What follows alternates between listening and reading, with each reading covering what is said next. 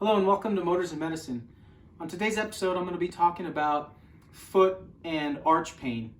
Now, a lot of people suffer from foot and arch pain, and one of those conditions, or one of the conditions that could be causing your foot and arch pain, could be a condition known as plantar fasciitis.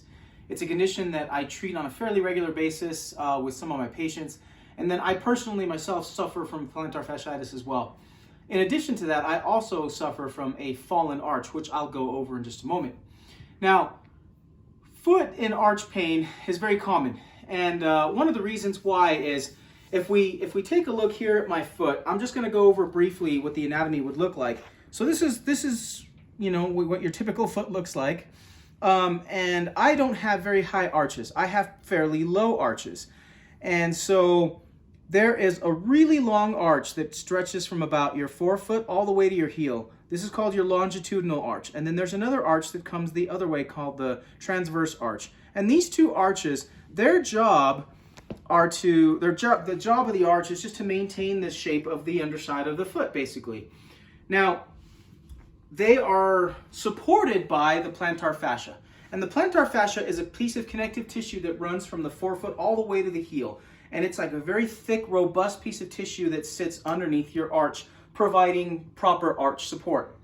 Now, if you do a lot of walking, running, athletic activities, one of the things that can happen is you start to develop foot pain because your arches start to get sore because the plantar fascia has been overworked, if you will. It's been stretched a little bit. And so it's important to realize that if you happen to be a person that has either high arches or really low arches, you're going to be straining that plantar fascia more so than a person with an average arch.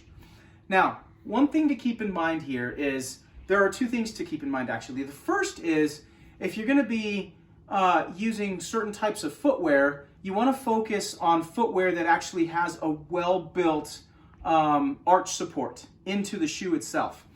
And a few examples of that are, number one, Hoka's, number two, Altras, New Balance. There are several brands of shoe out there that actually have really robust arches built into the shoe and prevent twisting and prevent bending. So if you can take your shoe and bend it or twist it, it's not a very supportive shoe for good arch support and to help manage plantar fasciitis. Now, from the management side of dealing with just sore arches or plantar fasciitis, there are two things that would be very beneficial. The first is a very simple stretch that I'm going to show you. And all it requires is that you place your hand underneath your toes and you pull back on your toes as far back as you can reach. And just hold that position. That is going to create a really significant stretch to the plantar fascia. If you can hold that stretch for about 30 seconds or so and then let it go and then repeat that process again, that will help keep the plantar fascia nice and flexible. The second thing that would help is using some type of like a cylindrical type device. I don't have one here now, but there are several on the market that you can use to just place on the floor, put your foot over it, and roll back and forth, kind of like you would with a foam roller for your back. This is just a much smaller scale. And the purpose of it is just to roll back and forth, trying to keep that flexibility and strain relieved from the plantar fascia. Now, there are a number of things that can be used to help mitigate some of the inflammatory side of things that happen when you suffer from either a fallen arch, sore arches, or plantar fasciitis. The first is just using another cylindrical technique. You take some Dixie cups that are about this big, fill them up about most of the way, just short of the top, freeze them solid, and then rip all the paper off. Lay a towel on the floor, and then lay that cylinder of frozen water on the floor. And you'll notice that there's a wider end and then a more tapered end. Kind of takes the shape of the cup. Well, that will fit along the transverse side of your foot here. So if you lay your foot right on top of that ice cylinder and roll back and forth at the end of a long day, it really helps to mitigate some of the inflammation that develops on the underside of the foot, causing arch pain and, of course, straining the plantar fascia. So the next thing to do is just to focus on some type of anti-inflammatory. If you are a person that struggles with plantar fasciitis or sore arches from being on your feet all day, standing, walking, doing a lot of repetitive movements while up and about, if you don't have good supportive shoes, you're going to start to struggle with these foot pains. And this pain that you feel in your foot will start to translate up the kinetic chain. You'll start to end up with uncomfortable knees and hips and backs, and it's just not a very comfortable position to put yourself in. So another thing that I wanted to focus on pertaining to arch support and or plantar fasciitis is, of course, using proper arch supports. Some shoes have well built-in supports, as I've discussed, like the Hokas and the Ultras and other types of shoes, New Balance, certain types of running shoes. However, some shoes just don't have good arch support built in because of design.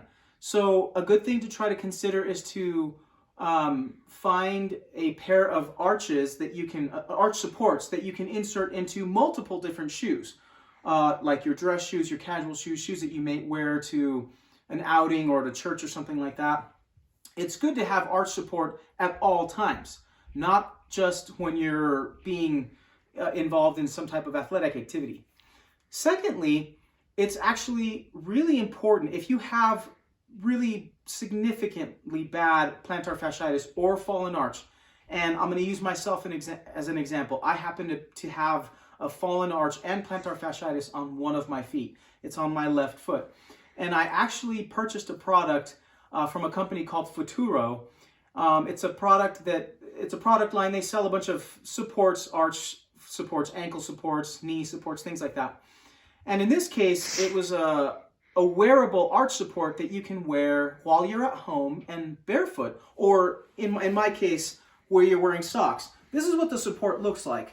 If you take it off, it's a really robust arch, and you can kind of see the general shape of it. Kind of follows your foot. It's got a Velcro attachment. I wear it mainly because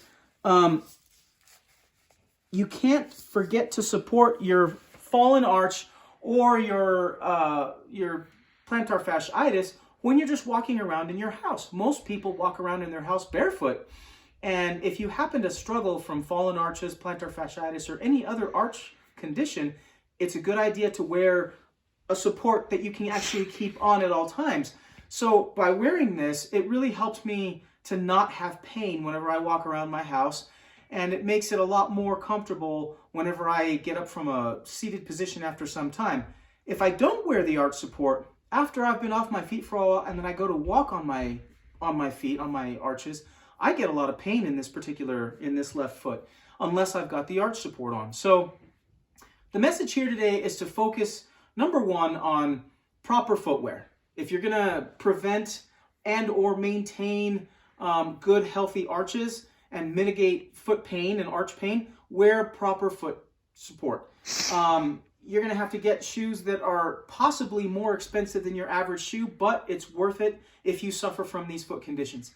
Secondly, be sure and get some arch support inserts for other shoes that you may wear on a daily basis. Work examples there. And then third, try to consider an arch that you can wear in your home or wherever you are if you happen to be barefoot a lot, because your feet, whether they're barefoot or not, if you've got bad arches, you need to continue with the support, and that will help mitigate any problems that you may have with the foot down the road. So hopefully this information was beneficial. Again, like always, please like and subscribe to the channel. It helps it grow. And on the next video, I'm going to be uploading from SEMA. I'm actually going to be going to the SEMA car show in Las Vegas with my wife. We're going to be doing some walking around, possibly some interviews of some people from different companies, but we'll see what we can accomplish. So that'll be the next video upload after this one. I appreciate you guys. This is Motors and Medicine signing out.